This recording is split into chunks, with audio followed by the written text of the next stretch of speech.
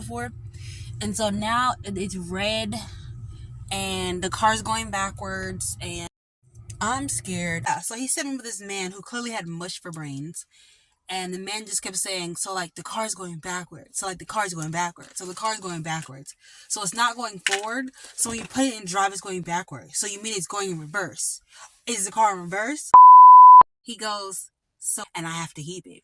Are you prepared what you're going to do if I have to keep the car? Are you prepared what you're going to do if I have to keep the car forever? No, sir. The car just stopped working less than 30 minutes. But he kept saying, so the car's going backwards. Okay. Never heard of that before. Never heard of that before. So, of course, my confidence in this man wanes because I'm like, okay, clearly he doesn't know what he's doing and he's not going to be able to help me, right? Backwards. So you mean it's going in reverse. Is the car in reverse? Overwhelmed. Like I literally just got 2 tickets. And then this. So, friends, I went to my parents' house to pick up my stuff because I've been staying over there for a few days to take care of my dad. And I came here to pick up my stuff, and right as I put my stuff in the car to go home, the car's not working. This is what the engine looks like. It's like a check engine light or something. The check engine light always goes on and off, but nothing ever happened before. And so now it's red, and the car's going backwards, and this is what it looks like in the dash.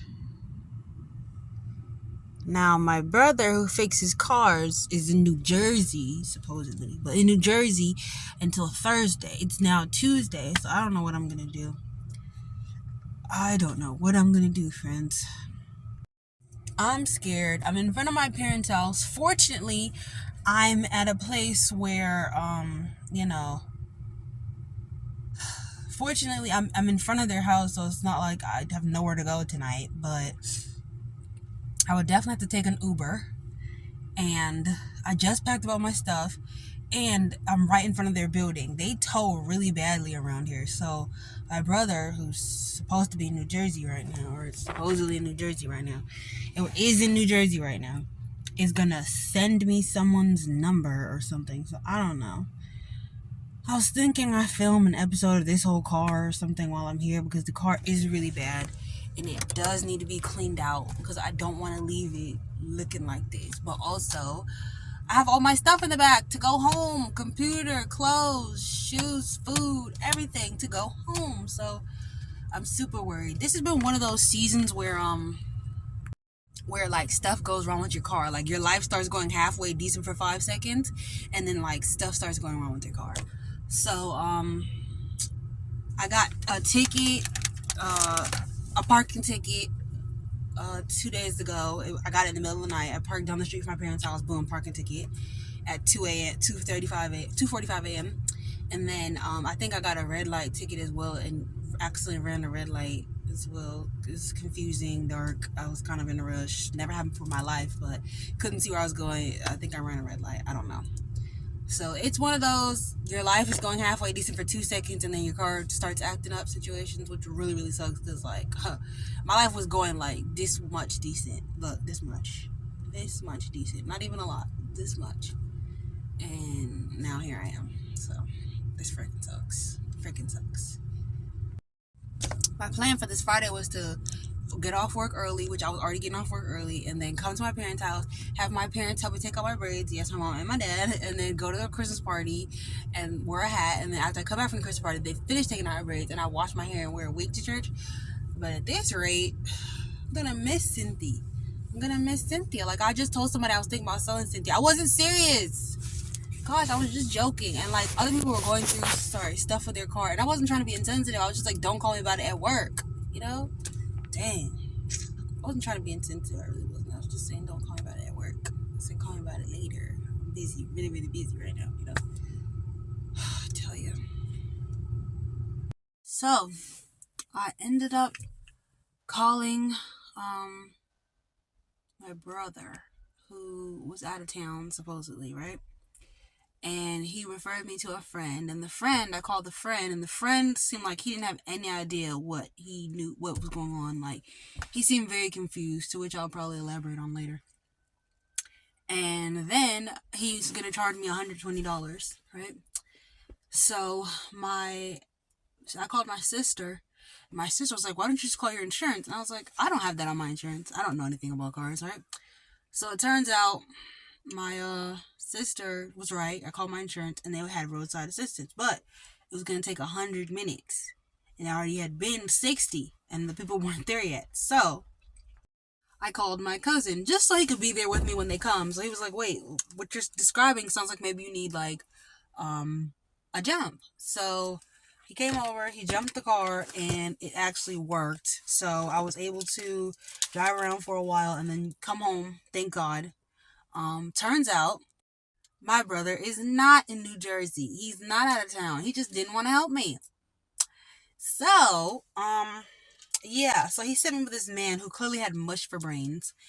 And the man just kept saying, so like the car's going backwards. So like the car's going backwards. So the car's going backwards. So it's not going forward. So when you put it in drive, it's going backwards. So you mean it's going in reverse. Is the car in reverse? Is it going forward? Do you want to try it again? He asked me. I tell him the car's going backwards. I tell him everything's red. Everything's bad. He says, so how are you going to get the car to me? And what do you want me to do with it?